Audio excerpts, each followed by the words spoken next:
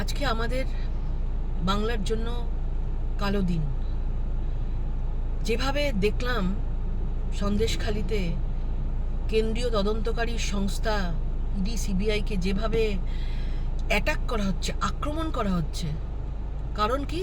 কারণ তারা কোর্টের নির্দেশে তারা তদন্ত করতে গেছে এবং সেখানে যাতে তদন্ত না হয়, তদন্ত যাতে চাপা পড়ে যায়, তার জন্য মাননীয় মুখ্যমন্ত্রী সেখানে লোকজনদেরকে, মহিলাদেরকে আগে বাড়িয়ে দিয়েছেন যে তাদেরকে আটকে দেওয়ার জন্য। তার মানে কোথা থেকে একটা ধামাচাপা দেওয়ার, চুরি করার চেষ্টা করা হচ্ছে এবং বাংলারই এই মহিলাদেরকে ভুল বুঝিয়ে আজকে কেন্দ্রীয় তদন্তকারী সংস্থার সামনে তাদেরকে দাঁড় করিয়ে দিয়ে তাদেরকে ভাঙচুর, তাদেরকে আক্রমণ করার জন্য তাদেরকে এগিয়ে দেওয়া হচ্ছে। আমরা কোন জায়গায় বসবাস করছি?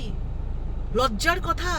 কোথায় রাজ্য সরকার, কেন্দ্রীয় থেকে যারা ইডি সিবিআই এসছে, যদি তারা দোষী না থাকে, যদি তারা কোনো চুরি না করে থাকে, কোনো দুর্নীতি না থাকে, তাদের সেই সিকিউরিটি দেওয়ার কথা, সুরক্ষার ব্যবস্থা করা উচিত রাজ্য সরকারের। আজ রাজ্য সরকার সুরক্ষা না দিয়ে তাদেরকে আক্রমণ করবার জন্য তাদেরকে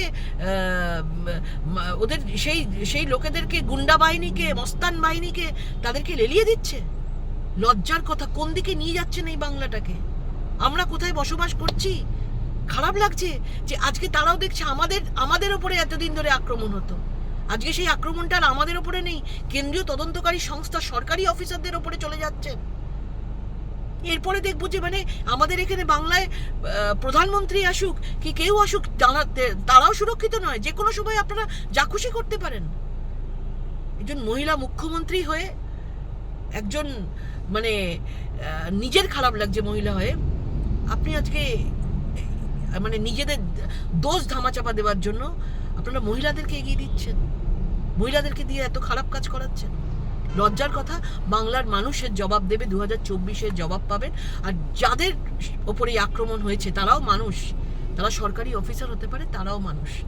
আমরা তাদের পরিবারের সাথে আছি এবং এই যে ইস্যুটা আজকে হয়েছে, কেন্দ্রীয় সরকার, মাননীয় গৃহমন্ত্রী খুব যত্ন সহকারে, ভীষণ স্ট্রংলি এই জিনিসটাকে দেখছেন। এর প্রতিবাদ হবেই, এর আওয়াজ উঠবেই, এর শাস্তি কিন্তু পেতেই হবে আপনার।